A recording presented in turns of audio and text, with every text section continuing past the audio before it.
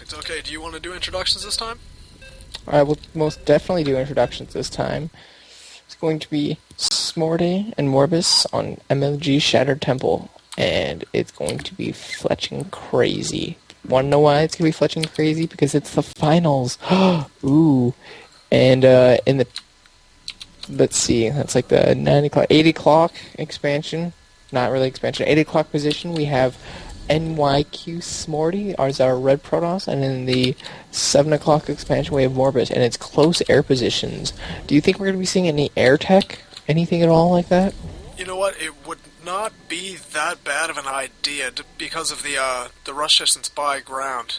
So yeah, I could definitely see that happening, but it all depends because a airplay game is really a gamble, especially if your opponent decides to go for a 4-gate or even an early push with, like we've seen in the semifinal match actually with Zealot and Stalker and everything rallied.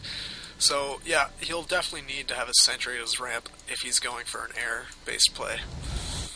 Right. And I'm also thinking, I'm actually expecting some cheese because there are a lot of really good places you can hide some proxy pylons on this map, especially inside the main base.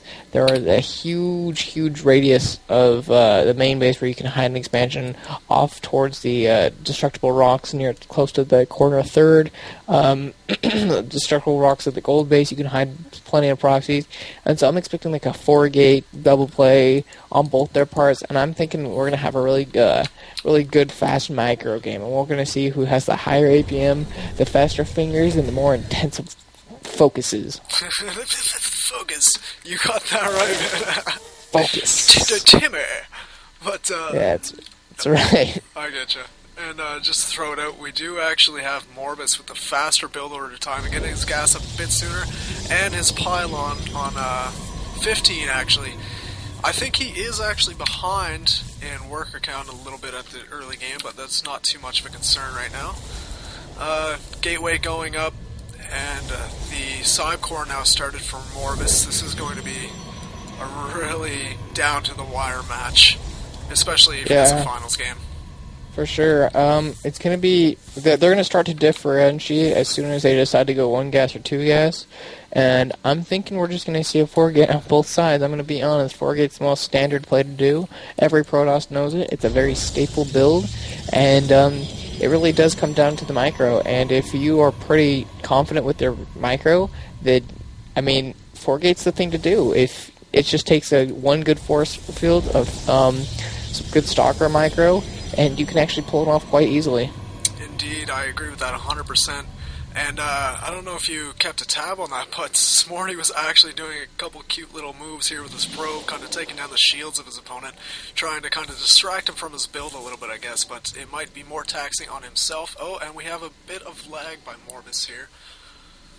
No, Morbis. No. Okay, he's back. Nice. Oh, it's still going on. Okay, good. Yeah, you better apologize, Morbis. Sorry. Making everyone out the lag. That's the way. Oh, Morbis almost lose. Okay, yeah. Sorry. All right. Sorry, you. Is that like some sort of? Oh, that's how he spelled it. Okay. Yeah, I was gonna say that kind of reminded me of a recent South Park episode, the racial stereotype. I don't watch TV, so I couldn't actually, catch up with that on you. Good times, jabs back and forth. Nah, I don't watch TV hardly ever, and when I do, it's like not. Actually, I don't ever watch TV, so. Yeah, I am the same way. Actually, all my TV watching is on my computer through Justin TV or owned, or I kind of just like to watch tournaments on Team Liquid. Yeah, I'm always watching StarCraft 2, but I'm hardly ever watching sitcoms. You kind of bore me. So, back to the game. A little bit of a tangent there. We got a 4-gate by Morbis and a 4-gate by Smorty. Exactly how I predicted. Now, the real decision here is where to place their proxy pylons. Smorty's already got his, and Morbis is going to send his. Now, it depends on what units they make. More Stalkers requires more micro, but also I don't know. It's gonna be tough. However, Smorty is looking for that probe, and he finds it. So I don't know what Morbis' plan is to do now. I'd also like to point out that Smorty has pulled ahead in the worker count. So if he either way, if he has to defend pressure or add pressure himself, he's going to have more of a kind of a timing for himself to use his Chrono Boost on his gateways, as provided he keeps up with his, his food supply, and he will be able to reinforce a bit faster, a bit stronger on both fronts, pulling ahead by 4 workers now. Smorty's actually throwing down 2 pylons above the main base. He's going he's going very stalker-centric. And okay, here we go. Here's the push. Let's see, no sentries being made for either player. And this is going to be okay. There's the force field, a really good force field. Traps in 3 zealots. And is he going to be able to pick off? I don't know. Okay, I would say, yeah, Morbis definitely came on top with that. Definitely. I think one mistake there by Smorty was he didn't run 1 zealot to the back to get the vision up the cliff, and both of his pylons get taken out. Oh, but a little bit of miss micro there by Morbis as he actually lets a few units up the ramp, but still, now there is no pylon giving vision for any warpins on the top of the ramp. So, once again, I think Morbis is going to be able to hold off this second attack, drive back this opposing force, and we're going to kind of see the end of that. I don't like this decision to warp in more units on the low ground, but he is driving back in. Well, yeah, you said it correctly. I think Smarty should just fall back while he's, hasn't lost too much. He should go back to his base, try to expand, or just throw down a robotics facility. I don't actually know PvP very well. However, I do know that Technical Colossus is a very it's like the next move to do. It's the next step. It's what you gotta do. True, and I can almost see another push actually coming out of Smorty with kind of an immortal, like checking his chrono boost right now. He is saving up at 53 chrono, while Morbis is at 100. I don't know what's going on there, but I think Smorty is gonna hit with an immortal kind of timing attack, despite losing 300 minerals worth of pylons. So having that extra probe count did not really help him out too much, but now he's pulled ahead to 29, over 20 harvesters, and he's getting that additional gas income. So it's going to be a really tough gamble from here on in. Yep, if you look at the income tab, it's very different. Twice as much gas going in for Smorty, and about 100 more minerals going in for also for Smorty. So he's very ahead in the income. So the longer this game goes, the more Smorty's going to be ahead. Yeah, he's not making immortals. He made 1 observer, and he's now making a warp gate and drops. I guess he wants to do some special tactics, throw some zealots down in the mineral line, try to do more economic damage, and like you're always quoting Artosis, if you're going to be ahead, try to get more ahead. Exactly, and I think this is the perfect way to do it, because though he can kind of have an engagement at the front door, he has enough sentries with energy to kind of force field himself off, and if he knows that Morbis's forces are just outside of his front door and not at home, that is a good leeway time to bring zealots to Morbis's economy. With an observer already watching overhead, he knows that he is almost in a stable position to do that. And here comes the drop. And here comes the special tactics, here comes the 4 zealots, and there are actually no there's a sentry and a okay, now we got some more units being morphed in. Oh, it's more zealots by Smorty. There are 8 zealots inside the Morbis' base, and I can't actually see what's going on right now, but I have a pretty big confidence that the zealots are ripping everything apart. Probes are being taken off the mineral line, and all the units got pulled back. The expansion is going up for Smorty. Yes, and this is an amazing choice, warping in more units inside the base. He just wants to take out as many probes as possible. Probe count now at 30 to 10 for Morbis. Workers killed, actually, for Smorty is 20 versus the 2.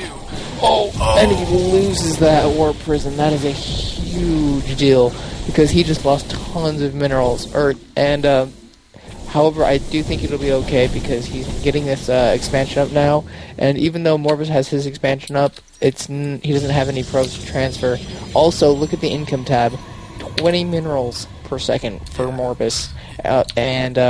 Now Smorty is definitely in the lead. Oh, I'd definitely say that all the Chrono Boost is going to have to be spent on making probes, and nothing is going to be directed towards tech, unfortunately, while Smorty's every last bit of Chrono is going to be used, as you can see right now, on every kind of tech that Smorty can support. Chrono boosting out Immortals and doing a probe transfer right now, also adding a Twilight Council. He might be trying to switch into a speed charge slot kind of play to negate the Stalkers, And you know what? I think right now he has the ability to do anything he wants. Oh, I agree. You make a really good point. Once he's got the map control, once he's got the economic control, once he's got the army control, he is so free. He can do everything he wants liberally. He can do more drops, which would probably not be the best idea because he's actually quite ready for that. I think what he needs to do is just grab the units he has and try to camp outside Morbis' base, try to deny Morbis any chance of getting back into this game. Oh, indeed. And that is what he seems to be doing right now. It's like almost like he can hear me. Yeah, I believe this could actually be game right now, as there are not enough units to kind of shut down what nYqSmorty is going to be throwing at Morbis here in a second. Proxy pylon going up, and he is moving his forces closer to the main to kind of see what's happening. He does have the observer above the ramp, so he knows what's waiting for him, and he knows that natural is entirely undefended. He did exactly what I wanted him to do. I was hoping he was going to do. He's force-filling this ramp, so there's absolutely no chance of this expansion surviving. All these probes are going to die, and I think we're going to see the GG here really, really shortly. Oh, indeed. This is just about it. He did try to pull ahead in probes, and he did get up to probably, I would say, around 40. Actually, close. He got up there really quick, but losing a couple at the natural brought him back down to 26 over the 43 of nYqSmorty. I saw a bit of tech a little while ago get cancelled, but I didn't really catch it. It might have been a Dark Shrine, but it had to get cancelled because I believe that Morbis saw the observer overhead. And if you actually notice, Morbis is putting a proxy pylon at the gold expansion of nYqSmorty's base. I don't know what he plans to be doing with that, except for I can't see anything good happening from this pylon. I mean, he can try to morph in zealots to do some harass, but he's got plenty of defense. nYqSmorty's just such a solid player. Oh, I totally agree, and especially with the way he's kind of judging the scenarios right now, where he knows he has a lead, he is actually leaving a decent amount of units at home and making a bunch of observers, because he knows that DTs are a possibility, and he knows that if this attack does not work, he's going to need vision of the map to kind of secure himself, make him feel good, and a bit of zealots right now being warped into that goal, but he hadn't met the incoming forces that were left behind by nYqSmorty. And, yep, exactly how I predicted. I seem to be you today, just, getting things right as I call them.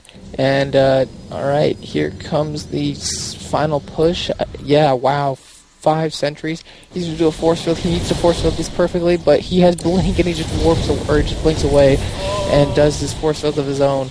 I don't know how much longer he's going to be able to deny this from happening. I can't see one base winning against 2 bases. I was about to say the same thing until I noticed the probe at the top of the map, who could actually have the potential to throw down a base whenever Morbis feels like he's secure enough to hold this position. He can force field the ramp as long as he keeps the Immortals outside. The Blinkstalkers won't do too much, seeing as there are 3 Immortals of Morbis' own in the base, ready to kind of take that damage. Yeah, so far this is pretty much a stalemate as another battle kind of engaged at the cliff, and great force fields kind of neutralizing a bit of the sentry count of Morbis from nYqSmorty, and he keeps on the pressure. He knows right now that he has to kind of secure himself an early lead, so he is taking out the gold rocks to get his income boost, and as soon as that hits, I think we're going to see nYqSmorty kind of throw away everything he has, because he can rebuild it instantly. Another great force field. Oh my gosh, incredible force field. I think this is going to be GG. Now all nYqSmorty needs to do is blink up into the high ground and just rush everything. Yeah, the army right now is actually sitting at 136 supply to 55 supply for Morbis, and dropping very fast. This is it. Yeah, GG has been called. And actually, really well played by both players. That was actually quite well done by nYqSmorty, and both our players. Morbis didn't able to get that second base long enough, didn't get the minerals he needed, and just eventually fell apart. Indeed. Yeah, that was actually a really cool PvP on on Shattered Temple. You don't usually see that kind of a game. No, you actually don't. Oh, actually, that's kind of true. It was both 4 gates, and that's very common in PvP. But you don't see it hang on that long. Usually, PvPs, once one person gets the advantage, they quickly lead to the win. But Morbis held out for quite a while. He did, actually, and surprising enough, there was no switch into Colossus play. So, you know what, I think that kind of was the deciding factor of why Smorty was able to take such a commanding lead, because the tech switch into Colossi would have taken a lot longer, and it would have given Morbis a bit of more time to stabilize and kind of get himself back on track, because he did catch back up on probes. But that force field of the ramp kind of took that away from him. So, great game, and match 1 goes to Smorty.